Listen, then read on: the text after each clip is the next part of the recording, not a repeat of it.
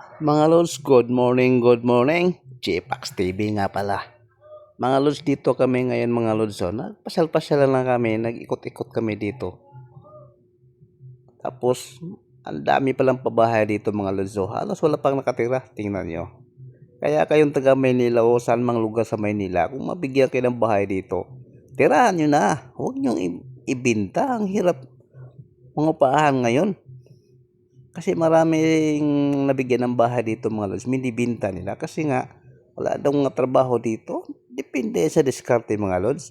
Maglako kayo dito ng mga gulay-gulay, isda, mga ganun pagkain. Marami dito akong nakitang ganun Nabubuhay naman sila. Ang importante daw mga may bahay sila. Samantalang din sa Tondo marami akong nakikita dyan. Mabigyan sila ng bahay dito. Binibinta nila sa murang halaga. Di ba naman tanga? Tapos pumawalik din sila sa ilalim ng tulay. Di kawawa yung mga bata dyan mga Lods.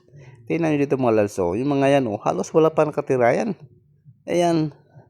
Wala pa nakatira kahit isa dyan. Pero sobrang dami dyan mga Lods. Libo-libo mga pabahay dito. Yung nadaanan namin. Tapos may pinakabungad. May nakatira pa ako pero kunti pa lang. Siguro mga 5% pa lang.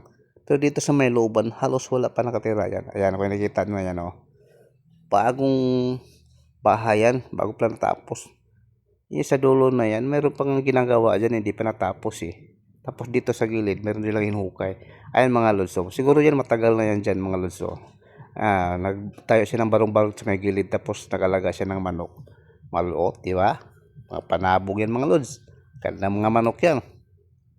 Kaya kung mabigyan kayo mga bahay dito mga Lods, at itong sabihin ko sa inyo, kasi mayroong ibang bahay dito na pinapadlak may padlak. Siguro mayroon nang may-ari dyan. Mayroon nang may-ari dyan. Pero, yun nga, wala pang tao. Pinadlak muna nila. Ayan. Siguro balikan nila yan. Tirahan nila yan. Pag marami na siguro nakatira dyan, yan. Bubuksan nila ulit yung bahay nila. Ayan, yung mga Lods, kita nyo. Wala pa talagang katao-tao.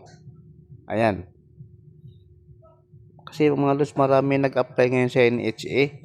Ang hirap mabigyan ka ng pabahay ngayon. Swertian lang kung malakas ka. Sa pag-ibig, mahirap mag-apply sa pag-ibig ng pabahay. Ang mahal buwan-buwan. Samantalang dito mga Lods, magkano lang ang buwan mo dito? Siguro mga 200 lang. Ayan. 200. Kayang-kaya na yung 200 na yan. Tapos binibinta lang. Babalik ng Maynila. Doon katira sa tulay. Di ba?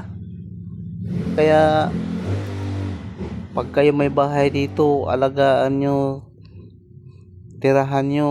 Sayang mga Lods.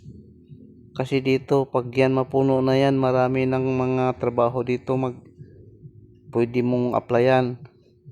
Kasi yung ibang mga may kaya-kaya sa buhay, yung bahay nila dyan, ginawa nilang second floor o kaya third floor, tapos ginawa nilang grocery sa baba. May mga bikiri dito.